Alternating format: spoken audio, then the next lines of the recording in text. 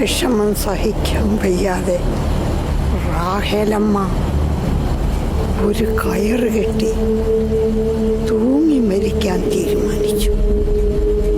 ആത്മഹത്യ ചെയ്യുന്നതിന് തൊട്ടു മുമ്പ് റാഹേലമ്മയുടെ മുമ്പിൽ ചെകുത്താൻ പ്രത്യക്ഷപ്പെട്ടു. ചെകുത്താൻ റാഹേലമ്മയോട് പറഞ്ഞു, ആൾക്കാർ റാഹേലമ്മയെ ബഹുമാനിക്കാനും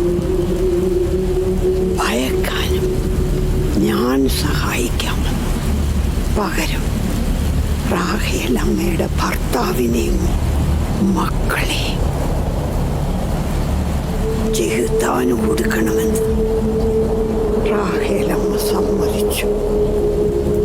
ചെകുത്താൻ അന്ന് രാത്രി തന്നെ റാഹേലമ്മയുടെ ഭർത്താവിനെ മൂത്ത 4 മക്കളെ കൊന്നു തിന്നു.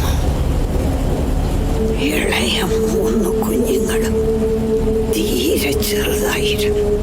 4 വയസ്സും 3 വയസ്സും 4 മാസവും പ്രായം. ചെകുത്താൻ അവരെ കൊന്നില്ല. സ്വബോധം വന്ന റാഹേലമ്മ ചെകുത്താനോട് അവരെ കൊല്ലാത്തതിന് നന്ദി പറഞ്ഞു. പക്ഷേ റാഹേലമ്മയ്ക്ക് അറിയാത്തൊന്നുണ്ടായിരുന്നു.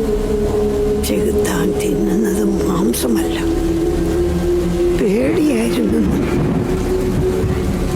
ആ കുഞ്ഞുങ്ങളെ പേടിപ്പിക്കാൻ കഴിയാതിരുന്നത് കൊണ്ടാണ് ചെകുത്താൻ അവരെ കൊന്നു തിന്നാതിരുന്നത്. ചെകുത്താൻ പറഞ്ഞ വാക്ക് പാലിച്ചു. നാട്ടുകാർ റാഹേലമ്മയെ പേടിക്കാനും ബഹുമാനിക്കാനും തുടങ്ങി. പക്ഷേ ചെകുത്താൻ റാഹേലമ്മയെ വിട്ടുപോയില്ല. കാരണം റാഹേലമ്മയുടെ ബാക്കി 3 മക്കളും ചെകുത്താനുള്ളതായിരുന്നു. ചെകുത്താൻ മാസങ്ങളോളം കൂടെ നിന്ന് റാഹേലമ്മയുടെ കുഞ്ഞുങ്ങളെ പേടിപ്പിക്കാൻ തുടങ്ങി. അങ്ങനെ ഒരു ദിവസം